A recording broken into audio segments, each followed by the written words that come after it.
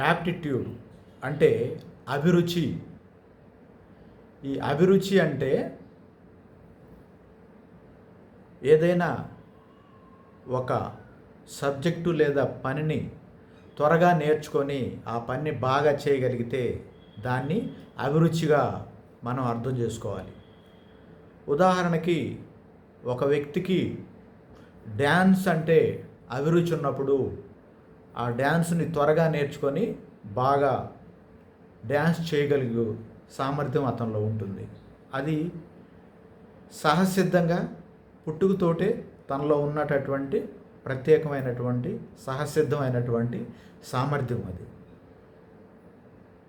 అదేవిధంగా ఒక స్టూడెంట్కి మ్యాథ్స్ అంటే అభిరుచి ఉన్నప్పుడు మ్యాథ్స్కు సంబంధించినటువంటి విషయాల్ని త్వరగా నేర్చుకొని దాని మీద మంచి పట్టు సాధించడం అనేది జరుగుతుంది.